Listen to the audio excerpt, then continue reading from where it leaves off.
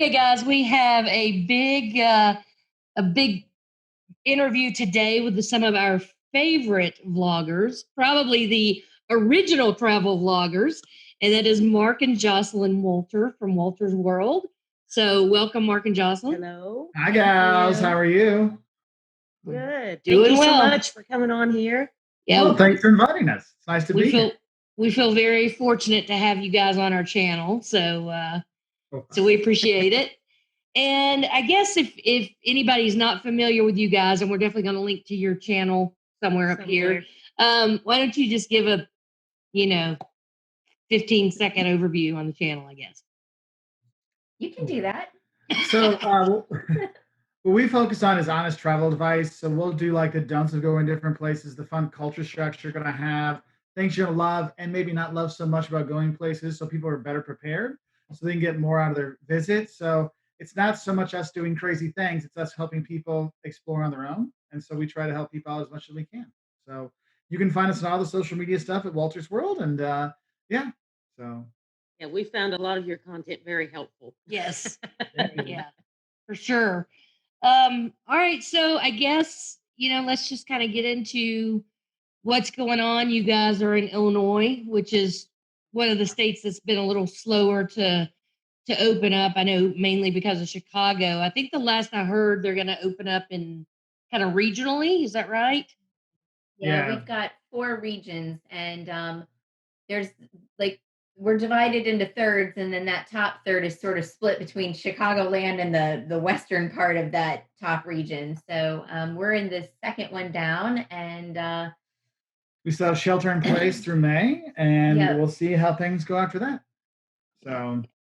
So how many days out of the year would you say on average you guys are traveling? Well, it depends. Like, I travel the most of everybody. I would say it's not so much days. I would say 6 months for you. 5 to 6 months out of the year, I'm gone. Mm-hmm. You're probably gone what, 4? I'm 4 to 5 months out of the year, and then boys are out like 4. Yeah.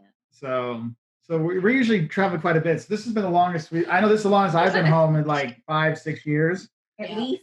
At least. I mean, I'm like, really, it's been more than 5. Yeah, a long time. Yeah, it could be like 20 years now. If I really go down that rabbit hole and go, oh man. We don't want to go down that rabbit hole. It's just depressing. It's just depressing. I understand. This is the longest we've been home in quite a while too. Yeah. So yeah. So let's talk a little bit about mental health during all of this. What are you guys doing to stay sane, or at least get the facade of sanity, right? Well, you know what? So Whiskey Wednesdays have helped. I was going to say we do that live chat, wine and whiskey Wednesday. We're 2 months into every Wednesday night. We're drinking wine and whiskey on live feeds with wonderful people like you all, as you know. And, it's our social outlet, and we all really need that right now. Especially those who are more extroverted. I feel like we're suffering. I feel like my introvert friends, they're all like, I've been practicing for this my whole life, and I'm like, yeah, no, that's why I'm like, I still wave at everybody that drives by. And people are starting to wave back now, but it's just like, because I'll take the dog on walks just to wave at people as we go by and stuff. And sure. It's been tough. What I think has been tough is probably on the kids. I mean, Caleb, our older, we have a 13-year-old, so he's like texting with his friends, and they're playing video games online, so there's that. But it's not the same. I know for him, he'd like to see some friends. And the youngest one, he's been relatively okay, but I know he'd like to hang out with his buddies. So it's tough, and you try to find things. And I also spent 4 months on bed rest, and 1 month of that was in a Portuguese hospital when I was pregnant. So I've done this. I've really done this before, but it was a different situation, and I don't know, but mentally, I think I was a little more prepared than the rest of my family in some respects because I have the experience, And we've all gone through these different, there's the, I'm eating every snack possible. There's the, why are we locked up here? Right. Oh my gosh, are we going to die? The news is crazy. What's going on? Like, you've gone through this full like gamut of emotions during this time. And now you're getting 2 months in and it's tough because you're like, what's the plan, or how are we going to do these Yeah. things? And that's why you're seeing all these places coming out with, here's our 5-step plan, our 10-step plan, our 2-step whatever, just so people have some kind of idea of like, what can I do next, And so Sure. Sure. And just for our viewers to know, they have a quarantine playlist and a do's and or don'ts of quarantine, I think, anyway. don'ts and Right? do's of quarantine, yeah. Yep. Yep. And we've been So trying to get, like you said, with the mental side of things, we've been trying to put together videos on, what travel's gonna be like after COVID and things like that. But all the things are changing so quickly. It's like we started to film one thing, and it's like, oh well, there's new information. Let's start over. So it's kind of like, what, let's just hammer them all out, put them all out in one day, and then like, look, it changed, and we can make new videos or something. It's just, yeah. The amount of nobody knows anything, Yeah. everything's so much conjecture, and because so many states and then of course every country in the world is handling it differently, so it's constantly changing. Yeah. Yep. So Yep. so that's why, I mean, there's some overall basic things you're going to see. Yeah. Like if you're going to fly, it's going to be masks. You're going to have a lot more social distancing. Lines will be a lot longer because you have the social There's distancing space lines. between people. There's going to be more time ticket kind of stuff. It's going to be vital that you have your phone charged up with apps to get you into places to prove whatever that you can get in. So Yep. it's going to be like Milan when you go see The Last Supper. You have 15 minutes. You start at 9:45 and you're out by 10. Yep. I think you're gonna have a lot of things like that. Excuse me, going forward. So Well, and also you guys have done a lot for the community in general during all of this, which has been great. And for the people who don't know, Mark is actually a professor of marketing, and he did how many hours was that marathon? almost 16 hours straight. Yeah. 15 hours and 43 minutes. But who's counting? So it was one of your marketing classes, the entire course all the way through, and that was to raise. Yeah, go ahead. Sorry. Yeah, so I teach a couple marketing courses. So this was the introduction marketing course. So we did the whole thing. Like, it wasn't every single slide, but it was like the whole topic, so people could get a nice idea of marketing all in one go. And so it went for almost 16 hours. We raised over $1,600 from people just sending in donations while we did it. We made a few more 100 after that. So I think we raised around 10 or probably $2,000 for this emergency dean fund, which helps out students that, like, because there's students, like their grandma dies, their mom dies, or somebody happens, they need to get home right away. They don't have the money. The emergency team will get them there. If there's like they got a crazy boyfriend and they need to change their locks, they get emergency funds to do that. So it's like real emergency stuff. And so it's really nice to bring awareness to that out there and raise some funds. And so I think it's something we might do in the future. I might bring other people in, so it's not just me talking for 16 hours. But it could be something to do in the future. Then Jocelyn and I put together another thing, Pause for the World, as you know about. And so this Pause for the World is for artists, it's for hairdressers, it's for caddy, it's for restaurants, it's for churches, any organization out there that needs help to raise money at this time. They can sell, like, there's all kinds of fun T-shirts, like I've worn this shirt for 3 days, and then there's Pause for the World symbols and stuff like that. And every item sold, that organization gets $10. So it's anybody can sell them and it can help out because there's so many people, there's so much need out there right now that, you know what, if that can help people donate, great. And some people don't want to just give out cash. Sometimes they want something for their money kind of stuff. So this could help inspire people to donate in a way, but also feel like they're actually getting something too. So we were hoping it can help. And I know we've raised, I think we're over $1,000 for our local Meals on Wheels, somewhere around there right now. And then there's a lot of other people that, like, we don't get the numbers for, like, who else is, how many other people are going there. We got to ask our buddy for that. But there's been a number of people have signed up, so it's really nice if we can help out. Yeah, and we'll link that somewhere in here, so everybody can find that. And anybody that doesn't want to participate, for them to get money, you guys have chosen your local Meals on Wheels to be the recipient. Yeah. Right? So if you just want to get one of the fun shirts, you can just buy a shirt, and that $10 will go to the local Meals on Wheels here where we live. Yeah, I was reading yesterday that 1 in 5 families in America are struggling to have enough food. And there are actually bread lines in some of the major cities, at food banks. And So whatever we can do to help feed people in any capacity, and we chose Meals on Wheels because our local food bank, we support them at other times throughout the year. We do work with them, um, but everybody knows them and everybody sees them. So we chose another group that was helping to feed people that maybe people don't necessarily see Yeah. up front.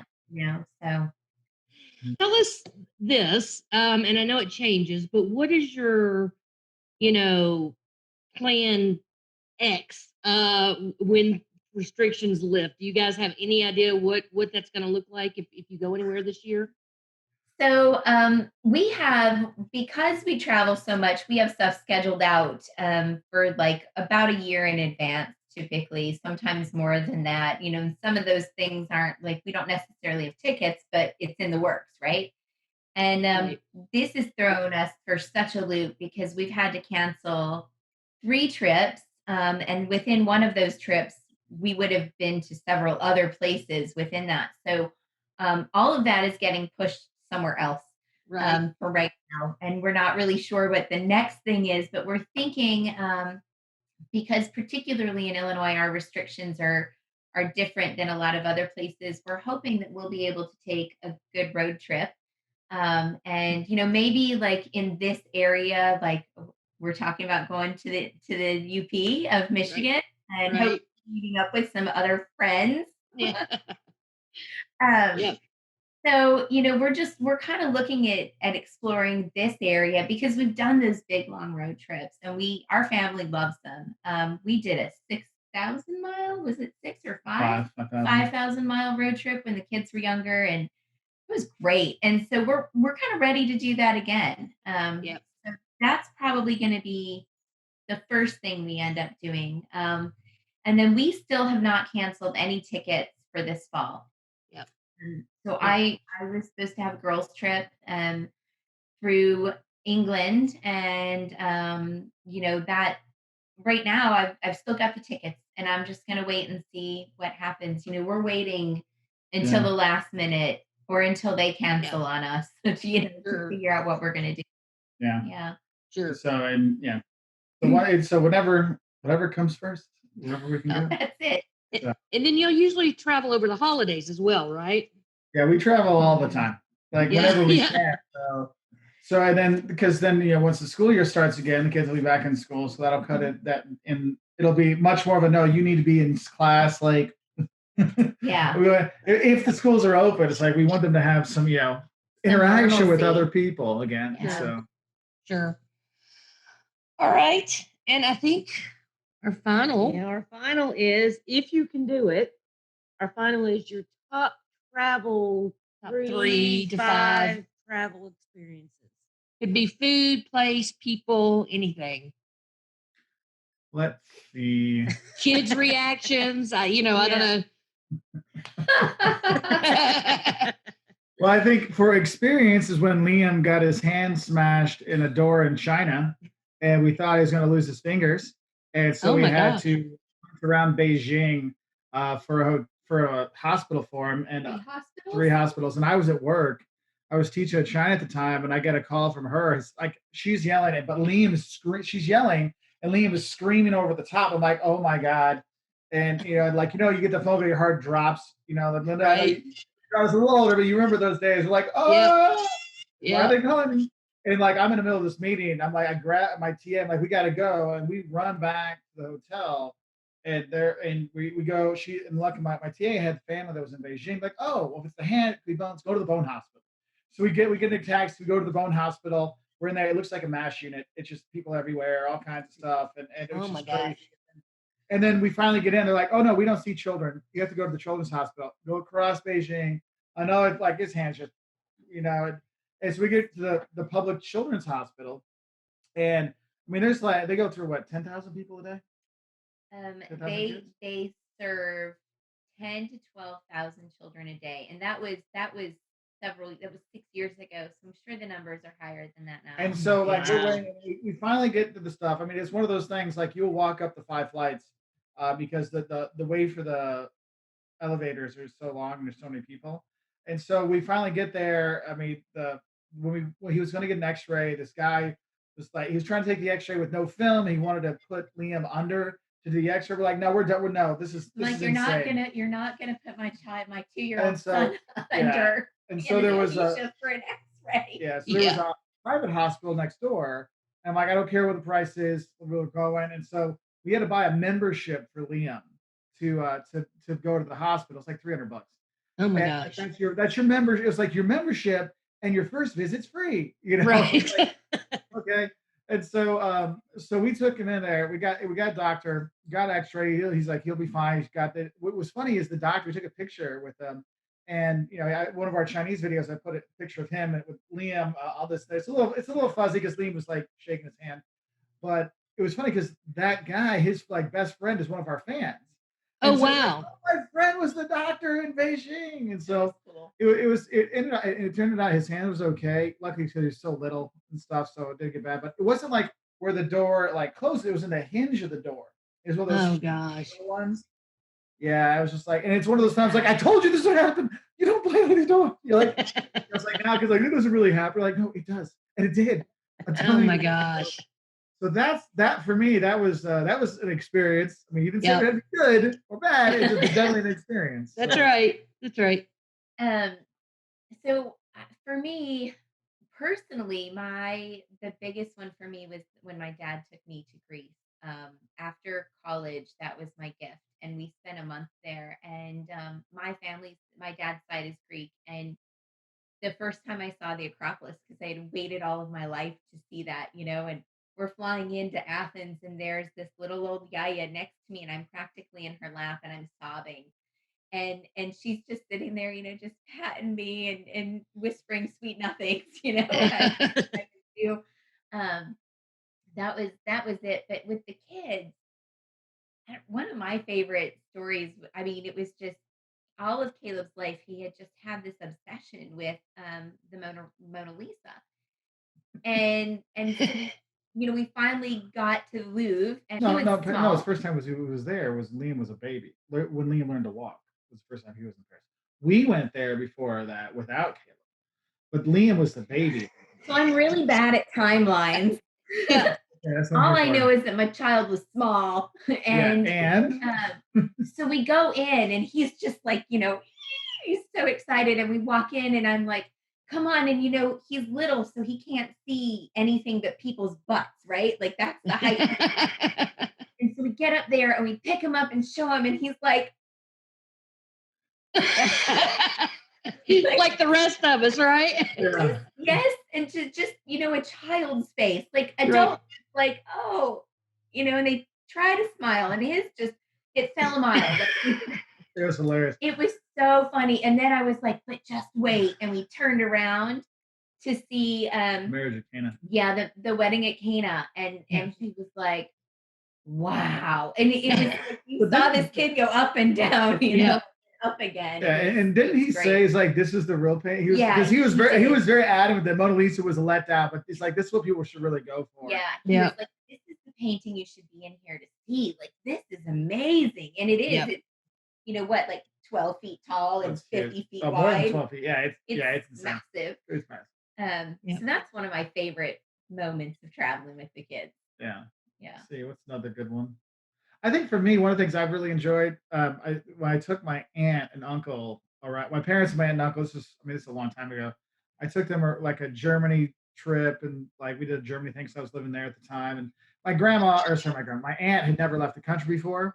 And so my uncle had gone, he was in the Navy. So in the 50s, he was going around, like it's a different world. So we came, and so I went to all these places I'd been to before, but I saw it again through their eyes. It was kind of when you first see things with your kids' eyes, it's really great. But for this time, my aunt was just so like amazed. My uncle was like, this is so cool. But it was cool because I got to have, I was like early 20s. So I got to have like a real like adult trip with my parents and my aunt and uncle. So it was like really, really special. My uncle's passed away since then, but it's kind of a nice thing because you're like, oh, that was a really like great experience. That's one of those things why we really push like multi-generational travel. You can go grandma and kids and parents and stuff like this. It's so nice because then you have more than just, remember we went to grandma's house and made cookies, which is awesome. Right. It's awesome. But to have, because then it gives the grandma something else to talk about aside from how is school. I think it's also the time you spend, because you're together without all the pressures of home, all the things Mhm. that have to be done. Nobody has to, mop up the kitchen or anything like that. You're really, it is, you're stuck, and Yeah. for better or worse, and sometimes there Yeah. are worse moments, but those end up becoming these memories we look back on and laugh about, so Yeah. Yep. Yep. You mentioned your live stream, so we're usually on those, and you guys have just amazing stories. Thank you. live streams, I feel like you and so many other people, but you guys are part of that core group of people that I feel like we've sheltered in place together. Right, Yeah. right. We've done these last 2 months together, Right. and it's been a joy to have so many people, like positive people around and Yep. around, Right. Yeah. together. But this is really, it's helped a lot with our mental state. So Yep. thanks Yep. for being part of that. Yeah. Oh yeah, Yeah. absolutely. We love it. We Yeah. agree. It's a great community that you guys have built, and we're really happy to be part of it. So Thank Cool. you.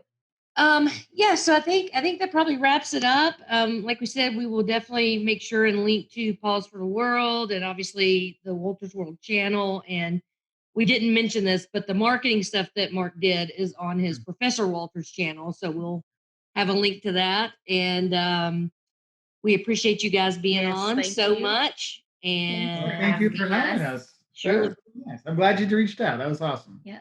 absolutely. So I guess that's it. I guess that's We'll it. wrap it up. Okay, See y'all see ya. later. Bye. Bye. Bye.